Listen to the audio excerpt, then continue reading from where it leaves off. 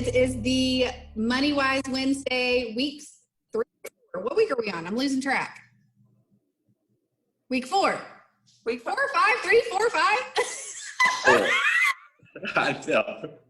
This It's is week 4. It is 4. Yes, it's week 4. It is week 4. Okay, so those of you who are watching us, like, I think we're all feeling the same, like, you know, we're hitting a wall, right? And my days go by so fast, but man, is the week so long. Do you feel that? Like, yesterday, I was like, oh my gosh, it's only Tuesday. You know, this is so. Anyways, week 4, we've determined that, and today's topic is family conversations about money, and this is a super relevant topic. It's not a specific financial or money concept discussion that one might expect from a financial education workshop, but super relevant for what's going on right now. Our partner who provides our curriculum for us through MoneyWise is creating new playlists for you all so that you have relevant discussions of what's going on right now in today's climate, you know, with what we're all experiencing with coronavirus and stuff like that. So we are going to jump in, but before we do, quick shout out to our Facebook winners, those who are watching the videos and commenting and liking and sharing. They're all being entered to win. So we have 2 winners from last week we want to do shout outs to, and that's Travaris Bivens and Carlotta Harper Pugh. And say that name 3 times fast. So congratulations to you guys for winning. You can be entered to win this week. We're going to be giving away 2 $25 gift cards. We've got our kids session at 10, our adult session at noon. So we're picking a winner from each session each week. We draw our winners on Friday. So if you want your name to be shouted out, then go ahead and enter something into the comments here. You can ask questions, you can just leave a comment, you can share, like all of the above. Tag a friend that you want to share to see this. Thank you guys for watching too, because we have seen week over week increase in volume. And that just means that the information we're putting out there is valuable to you and something that you can benefit from, and that us like really feel good about what we're doing. If you have a certain topic you want us to talk about, we had one last week who said, I would love to hear more about home ownership, and that is already in our lineup. So we're really excited to be able to do that. So if you have a certain topic you want us to talk about in the coming weeks, put it in the comments below and we'll be sure to talk about it. All right, so family discussions about money. Kelly, why don't you start us off here? I think you've got some important information to share with us. Tell us, why did we pick this topic? Why is it important today? We picked this topic because money is such a hard topic to talk about. According to a study that we've read from, I believe it was from 2014, about 44% of Americans say that money is harder to talk about with family members than death, religion, and everything else. So it tops the list of things that are difficult to talk about. Although money concerns put a strain on relationships, conversations about money can proactively help. You can, once you get it out in the open, it allows you to have conversations with the kids and with your spouse or other partner in the household. Yeah, Herschel, you want to add to that? Yes, absolutely. I think she said it very, very well. I mean, our children are watching us, Kelly. Everyone's watching us as parents. Everyone's watching us as guardians, as responsible adults. And those precious eyes are just soaking in everything that we're doing and saying and practicing right now. I challenge all of our viewers, all of our members, employers, employees. Now is the time to adjust and adapt to the new way of life. And that means restructuring budget. That means having those critical conversations that are very, very uncomfortable to have. It's about teaching and reaching those that are watching us, because the last thing we want is for them not to be prepared for what we weren't prepared for as of right now. It's time to adjust and adapt to the new way of life, Kelly. It is now. Yeah, absolutely. You're right. And I think for those without children, I think maybe sharing expenses and talking about stuff with your significant other, you know, you may find yourself faced, like you were saying, with scenarios that we haven't talked about yet. And so part of that, I think, being unprepared is just because we're not comfortable sometimes talking about money. In our kids session at 10 o'clock this morning, we talked about your money persona. And one of the money personas was, what was it called, Kelly? I know you taught that one. It was the one about the ostrich, like putting their head in the sand, not wanting to avoiding talk about ostrich. the avoiding ostrich, not wanting to talk about money issues. So I think it's really important for us as adults, even, is that we know what our money persona is in a sense, so that we kind of put ourselves out there a little bit more, or reel ourselves in where needed in the event that we are avoiding money issues that really are critical to be, to be talked about. And that way we can support one another. We can strengthen Absolutely. our relationships with one another and help each other reach, personal financial goals. So, all right, let's just jump in here. We're going to jump on over to MoneyWise. And I really do encourage you to watch some of our previous MoneyWise Wednesdays to find out details on where to go. But since we're 4 weeks in, we determined we're going to roll all over. So under building financial capability, we're going to pull up our topic today and go through some of these slides, which is this family conversations about money. So you can see we've already been playing around in it. So I'll start back at the beginning here for us. So Kelly provided some statistics for us about the 2014 study. And this is where we got that information from. Half of Americans say that money is the most difficult thing to talk about, including politics. Listen, I agree with all of that. A lot of people are really comfortable talking about some of those things, especially nowadays, especially on social media. But money is one of those things that I think we're not super comfortable talking about. All right. So when you go to the playlist here, you'll be able to answer questions that are personalized. So you can answer these. There's only 4 questions on here that kind of gauges your comfortable level. So how often do you speak to your children about financial topics like savings, earning, spending, investing, borrowing? Is it never, all the way up to very often? I'm just going to kind of pick the averages here. Just pick the middle for the sake of looking at the responses. So 86% of parents surveyed report that they talk to their kids, specific ages 7 to 17, about money and personal finances. Of those parents who talk to their kids about money, 85% discuss the topic at least once a month, and half of those report that they talk about money often or twice per month. So it kind of gives you an idea of how often are people talking about these topics. Question number 2, how reluctant are you to discuss financial matters with your children? I know my household, we don't hold back. We're not reluctant at all.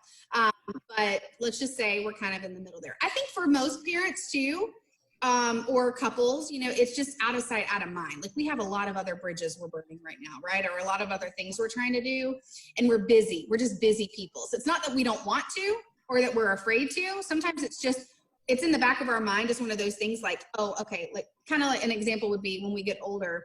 Oh, well, I'll do a will when I'm in my 40s, or I'll do a will when I'm in my 50s, right? Or I'll start saving for retirement when I'm a certain age, right? And then we realize that ship has sailed. Like it's like we're in that phase of life, right? Already. So kind of, I think sometimes the same thing, but this is talking about how reluctant are you? Like I'm uncomfortable talking about certain matters, right? So here, parents report being more comfortable discussing money with their kids than bullying, drugs and alcohol, or sex. So kind of lets you know, like from a reluctant standpoint, some people don't want to talk about some of those other topics, right? How do you feel about how confident are you in your own financial capability? This is a big one here because we might be able to talk to people all day long. Like we talk about workshop topics about money. It's our job. That's what we do all day long.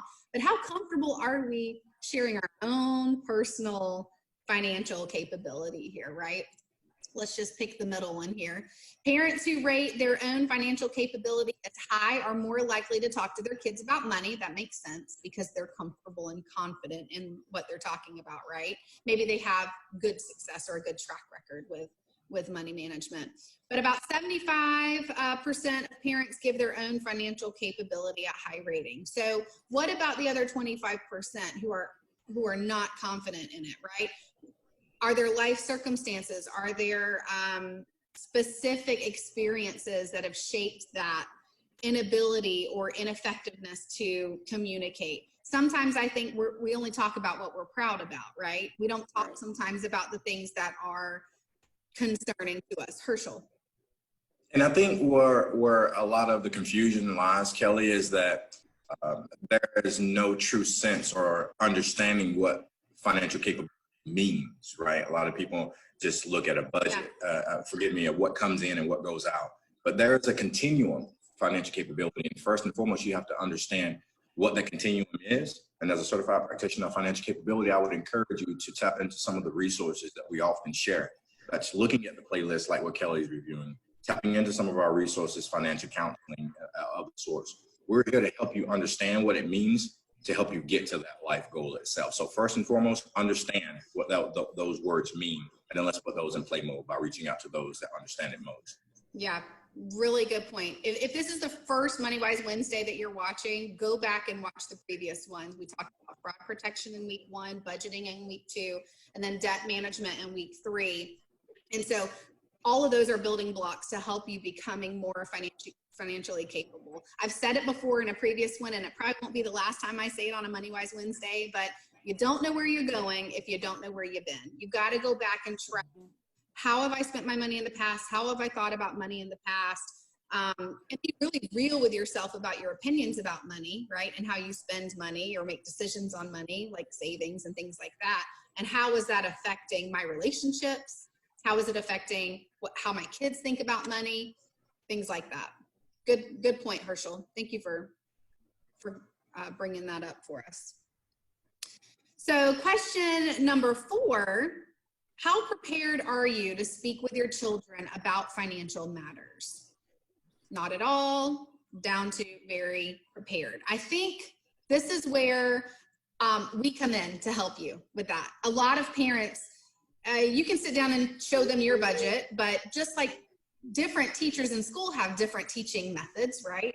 That some are more effective depending on their personality style and their students' knowledge level already. But here the study shows that fewer than half of parents surveyed, about 43%, describe themselves as well prepared for money conversations. Reading to learn some strategies, or they keep reading to learn some strategies to help prepare them for discussions with their children. So, your prepared level can certainly be increased here by utilizing the resources that we're giving you for free. Tapping into MoneyWise Wednesdays at 10 a.m. with your kids. Let them use the It's a Money Thing suite directly from our website. Educate them. And all the pressure's off of you as a parent for having to introduce ideas, especially complex money concepts like the rule of 72, right? And understanding investments and things like that. Some of that is over some of our heads. So we're here for you. We're here to take advantage of those tools so that you feel more prepared. All right, up next, we're going to talk about questions to ask your partner. So this is kind of taken, let's say that whether you parent together, right? Or whether there's no kids in the house, whatever your household situation, these are really good tips on day-to-day money discussions for you and a significant other, right? Because what if something happens? Injury, illness, right? Unable to work, unexpected health issues, coronavirus issues, loss of income, like all these scenarios that we might be experiencing right now. Have you asked yourself and have you asked your partner some of these key questions? Sure. So let's explore number 2, where are records kept? All right. So I'm going to click here and it says, knowing where to locate your partner's information is key to being able to handle an unanticipated issue without worrying about access to records such as health insurance or emergency savings. This seems very basic, doesn't it? But, it kind of goes hand in hand with number 3. Do you know where user account information is? If you're both on a joint account, can you both log in? And if you can't, where is it put? Like, is it written somewhere? Is it securely put where you would know where to go, right? In the event of an accident, or if you needed to access records and things like that. Do either of you have anything to share? I do, actually. So prior to this role at the credit union, I worked in another department for about 12 years. And you would think that this is a very simple thing to share with your partner. But you would be surprised at how many people don't have the access to this information. And then something happens to a spouse or a partner or a family member, and they're scrambling. So not only are they going through something very traumatic, but they don't have access to everything that they need to help them get through this situation. It happens time and time again. Yeah, no, that's a really good point. That's a great point. Okay, you know, I'm just going to kind of pause for a second and say, if you are not sure that you can trust your significant other or your partner with that information, I really want to challenge you to just make sure you have, you know, good conversations about your trust level. Make sure now might be a really good time for you to make sure your accounts are updated properly, right? And that you, I don't know, just ask yourself those questions. You know, we don't have to get into the details, but I think maybe you know where I'm going with that. Just really ask yourself, can I trust that person?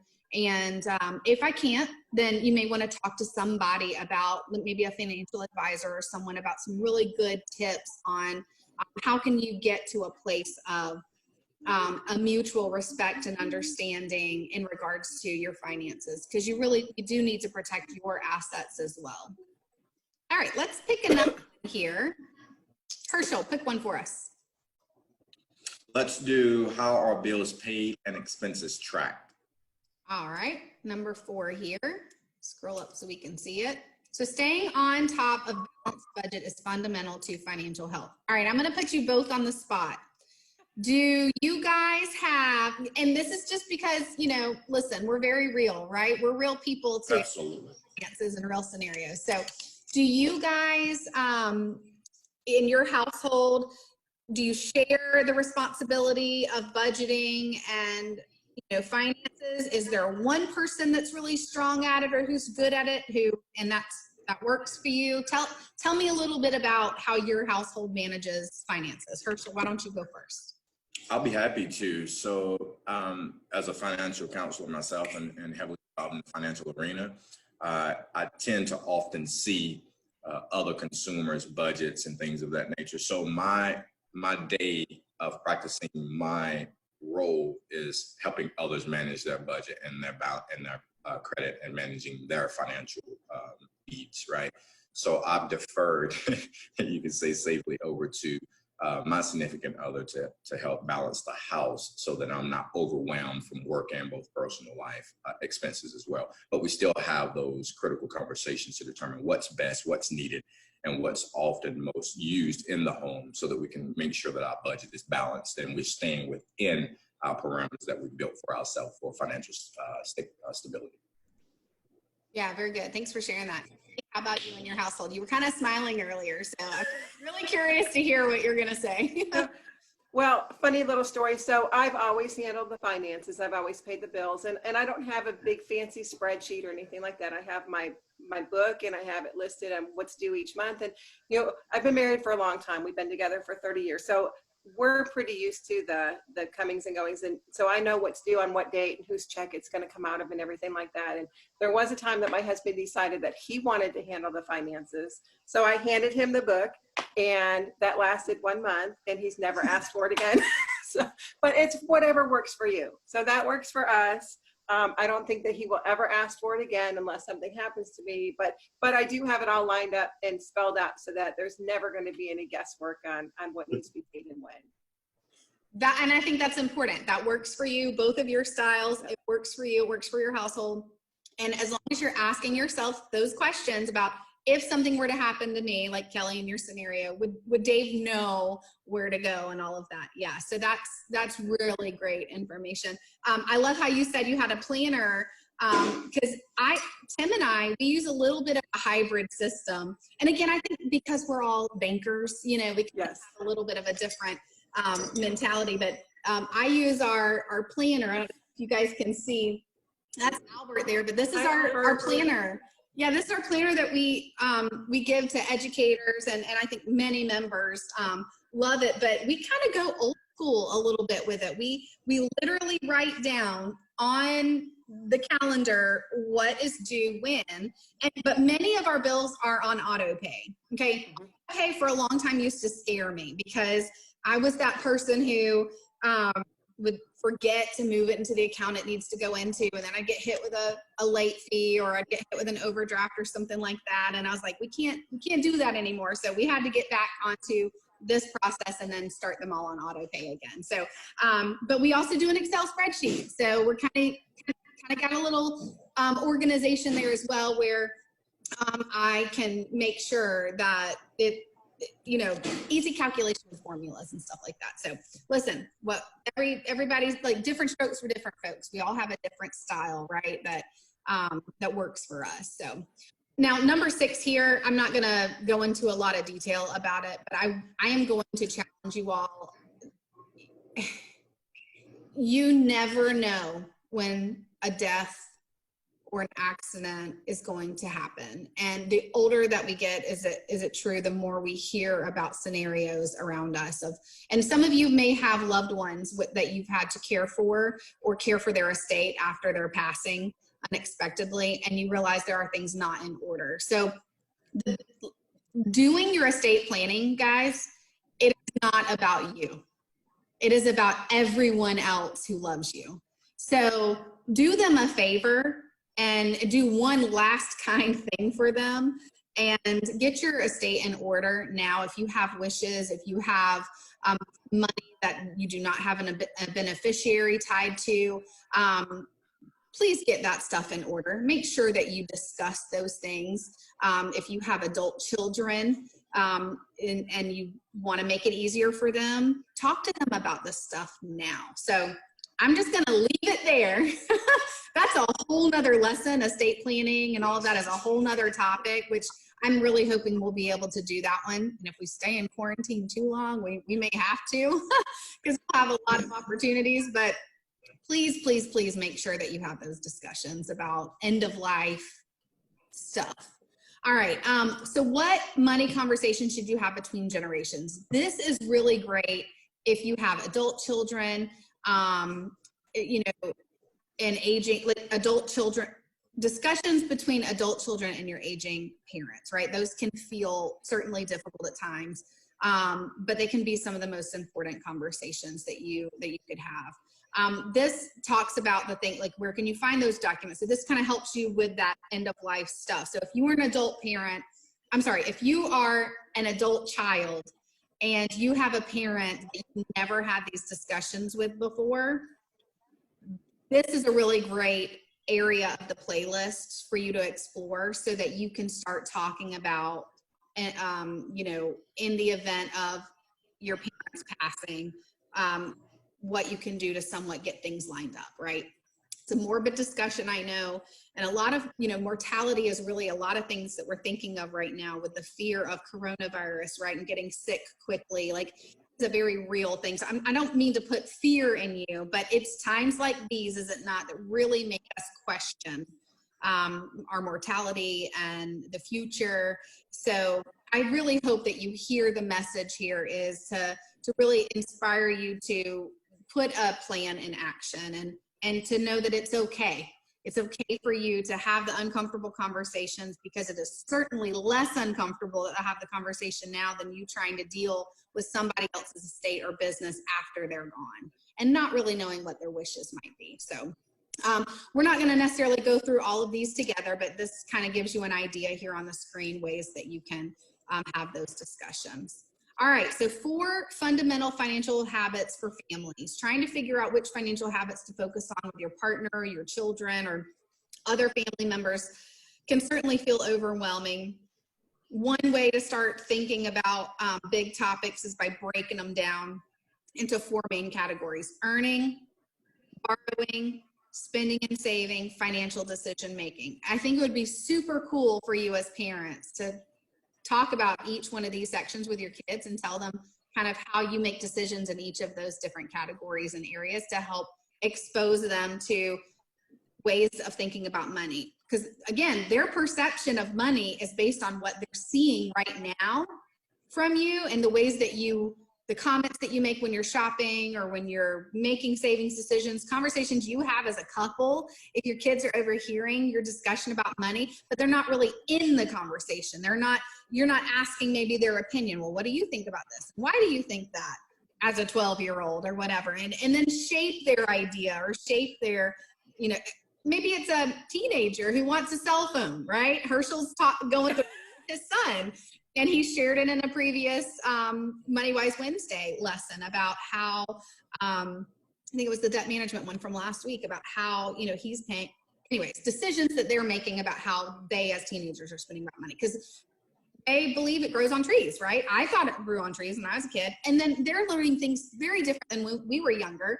They're like plastic. They're like, oh, well, can't you just swipe the card and all of a sudden out of the store with that thing? Okay, but tell me more about what happens on the technological side between that little plastic card you're sliding and the reality of money. Like, where's the money coming from? How's it getting there? All of those sort of things. So these are really great topics for you guys to go explore together. And I really hope you'll come back to this playlist and do that together, because there's a lot of content that we wouldn't be able to cover today. And then this is a suggestion about adding activities according to your kids' ages. If you do have children, one of the most important things to really consider when having family conversations about money is really understanding their age. As children grow and develop, so do all of the ways that we teach and practice positive financial habits. Luckily, there are big life events that happen at different ages. Like right now, one of the things they're going through as well with coronavirus, right? It's a great opportunity, as we've already mentioned, to talk to our kids about what's going on in the world, what's going on economically, what's going on in our region of the country, what's going on in our own household due to this life event of coronavirus that's going on. But then other things that they're going to experience at different age levels, right? And so you can click on each one of these, and it shows you a little bit more about how to explain and talk about those 4 different areas for age group. Isn't that neat? So age 13 to 21 can jump over here. Kind of talk about how they would calculate their earning. What is the importance of borrowing and how to start establishing credit and things like that. Really, really cool stuff. All right. Just like big life events are really good opportunities to talk about, financial topics. It's also really natural to find opportunities to foster positive financial habits in your kids. So like again, they split it up into age groups here, but like maybe it's talking about like physical money, and when they're really young, introducing them to just understanding the coin. And they're learning all of that. Usually 2nd and 3rd grade is when they're being introduced to the concepts of money in school. Sometimes, you have teachers that are exposing them a little bit younger. But touching real bills and coins, because a lot of us don't use cash as much anymore, but with young people, they might, right? That might be how they earn their allowance or whatever, might be through cash, just to help them understand the value of a dollar, right? And then as they grow and age, you can introduce them to more things like opening a savings account or a debit account, right? Don't really say checking much anymore, only because kids don't use checks. They're probably never going to have to write a check in their life unless they have a landlord that requires it or something like that. But, understanding mobile app for banking and things like that. And then, of course, when they're getting older and going into what are they doing to save for college? How are they going to be living on their own? Student loans, that's a big one. A whole nother discussion of student loans. Buying a car, building history, and so on. All right, so key points about family conversations around money. 1, we know that money matters can be sensitive. Speak frankly with your kids. Be real with them, right? Tell them what you've screwed up on before. Am I allowed to say that on here? Tell them what you messed up on before. Tell them, some things that you did really poorly, which helps shape you, right? Because we fail forward towards success, right? Same thing about money. We might fall flat on our face. Maybe you've had a repossession with a car before. Talk about why that happened. Talk about how it hurt you. Talk about how it helped you. Talk about what you learned from it. Age matters, right? Make sure that you are communicating in an effective way that's meaningful to them based on their age and their stage of life. And then practice. Seize opportunities in your daily life to speak about money with your kids. Find teachable moments. Try not to be too busy to earn a life lesson. A good example might be when you're in the checkout line at the grocery store and your kids are begging you for that item that those grocers are putting right in front of you to get you to pay $3 for a pack of gum, when if you went on the candy aisle, you could have got 3 packs of gum for the same price, right? But talk about that with your kids and talk about how their impulses and their discussions and their questions, instead of getting frustrated with them and going, I said no, because that's me. I'm like, if you ask me again, so, all right, next steps for family conversations about money. We're going to kind of really leave you with this. Reflect on your priorities. Try to come up with a strategy in your approach. Do it in your every day-to-day life. Take advantage, like we said, of the natural opportunities that you have, as well as those big life events that are going on to really talk about money. So I hope that you'll go check out the playlist. I know that this was a different discussion, different money topic for us to talk about for MoneyWise Wednesday, but one that we really felt was important, and one that's really personal to you. Each one of us has our own personal ideas about money, but we want to empower you and encourage you to really talk to your significant other, talk to your kids. Now's the time to really discuss, why do we do it this way? And could we be doing something differently that would help us get along better in regards to money, or care about one another a little bit more? You have an opportunity to listen to their opinion. Kelly, any final thoughts, any last advice you'd want to give anybody that's listening today? Sure. I think one of the most important things is learning how to have that conversation. And if you don't feel comfortable having it with a spouse or a significant other, if you've got an account with the credit union and you're behind, call somebody, reach out to them. We've all been there. We know what you're going through. You don't know us, so you can call us and you can talk with us and tell us what's going on, and it'll make it easier for you to have those conversations at home when you need to. Yeah, absolutely. Herschel? Oh, yes, absolutely. It's time now for us to get uncomfortable, to get comfortable. Now is the time to understand that. Change the dynamic of that conversation around the kitchen table. Change that conversation while taking those walks through the neighborhood. We're in a time now where we can slow down. Slow down. Let's change our behaviors. Let's change our practices. Let's grow. Now is the time. Thank you, Kelly. Yeah, really, really good. Thanks, guys. And don't forget, comment below to be entered to win a $25 gift card. Check out the playlist. Go to our website, envisioncu.com/moneywise. And you'll be able to explore today's topic as well as many other topics if you want to jump ahead or go back and review the last 3 weeks worth of MoneyWise topics. And we hope that you'll be encouraged to have those discussions. Comment, message us, let us know if you've had some success. And we look forward to talking with you guys next week. We'll be here same time, same place. We'll see you then. Bye, guys. Bye.